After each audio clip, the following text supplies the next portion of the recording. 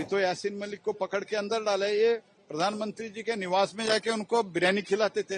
ये लोग इनके क्या अपेक्षा करते हैं, इसीलिए लोग उनको तिरस्कार कर रहे हैं ना। जिनका नाम ले रहे हैं डॉक्टर मनमोहन सिंह, कोई इस देश का एक भी आदमी बोल सकता है कि मनमोहन सिंह साहब देशभक्त नहीं थे? कोई भी ये भी बोल सकता है कि मनमोहन सिंह साहब ने देश के प्रधानमंत्री रहते हुए कोई भी ऐसा काम किया जिससे देश का कहीं भी नुकसान हुआ हो? कांग्रेस पार्टी और डॉक्टर मनमोहन सिंह की गवर्नमेंट ने 12 साल में पाकिस्तान को अलग थलग करके रखा। लोग टेररिस्ट के साथ, हफीज वगैरह के साथ तो संपर्क में थे, तो पहले भी आता एक एफिडेविट के द्वारा हुआ है। मीन्स इनका अप्रोच क्या था? आज देश में टेररिस्ट एक्टिविटी क्यों कम हुआ है? क्योंकि हमारा अप्रोच बहुत स्पष्ट है। ये नॉनसेंस हम टॉलरेट नहीं करते।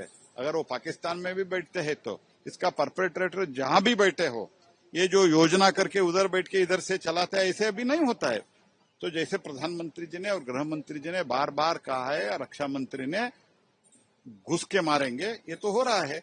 अभी तो यासीन मलिक को पकड़ के अंदर डाला है। ये प्रधानमंत्री जी के निवास में जाके उनको बिरयानी खिलाते थे।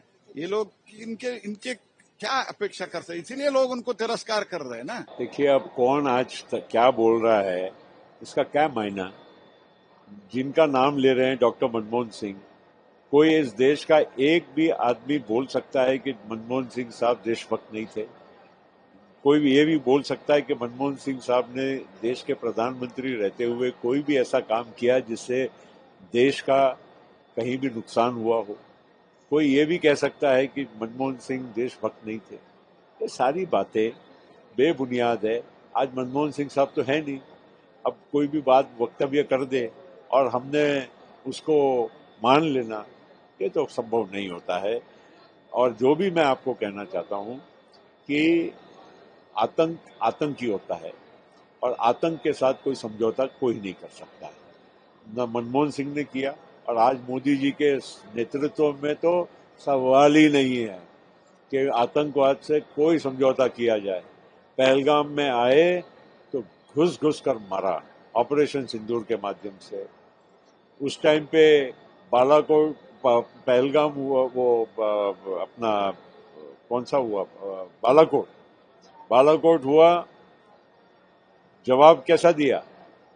तो ये है मोदी जी की आज की रणनीति, आज की जो हमारे भारत की सरकार की जो नीति है, इससे कहीं आतंक का समझौता नहीं हो सकता। एक खूंखार आतंकवादी के बयानात या उसके एफिडेविट को क्या जो देते हैं, जो कि जेल में है और जिसको हमेशा जो है वो आतंकवादी घटनाओं की वजह से जेल में रहा और इस तरह की बयानबाजी करके अपने बचाव में कुछ कहता होगा और जो जेल में है कुछ कह रहा होगा, कुछ कहलाया जा रहा होगा, उस पर मैं टिप्पणी नहीं करना चाहता। लेकिन कांग्रेस पार्टी और डॉक्टर मनमोहन सिंह की गवर्नमेंट ने 12 साल में पाकिस्तान को अलग थलग करके रखा और आतंकवाद के विरुद्ध एक ठोस नीति थी। हम बोलते कम थे डॉक्टर मनमोहन सिंह जी, लेकिन ठोस नीति थी। वो पाकिस्तान के रहने वाले होने के बावजूद पाकिस्तान नहीं गए, लेकिन मोदी जी तो बिरयानी खाने लाहौर चले गए थे बिन देश को बताए, बिन बुलाए, शाले बैंड करने और पाकिस्तान के आईएसआई को बुला करके पठानकोट आतंकी हमले की जांच करवाना भी शुरू हो गए थे और ये 56 का सीना दिखाने वाले थे। लेकिन जिस पाकिस्तान ने यहाँ लहूलुहान कर दिया, यहाँ पहलगाम करवा दिया, यहाँ आतंकवादी घटनाओं को इतना बढ़ावा दिया और उस जनरल को, वो खूनी जनरल जो है, उसको बुला करके अमेरिका का राष्ट्रपति जो इनका दोस्त है वो लंच करवाता है और बार बार उसको ऑनर करता है। और जांच कमेटी आतंकवाद के खिलाफ जो है उसमें पाकिस्तान को एक बहुत बड़ा रोल मिल गया है। जो कि आतंकवादी फैक्ट्री के तौर पे जाना जाता था पाकिस्तान, आज इंटरनेशनल लेवल पे उसकी जो एक्सेप्टेबिलिटी बनी है, जो हम देख रहे हैं, ये गंभीर चिंता का विषय। ये इस गवर्नमेंट की विदेश नीति की टोटल फेलियर का नतीजा है। 2 मुल्क हमारे साथ, इटली और इजराइल, थोड़े से खड़े हुए ऑपरेशन सिंदूर और पहलगाम की दर्दनाक घटना के बाद। तो ये फेलियर नहीं है मोदी गवर्नमेंट का।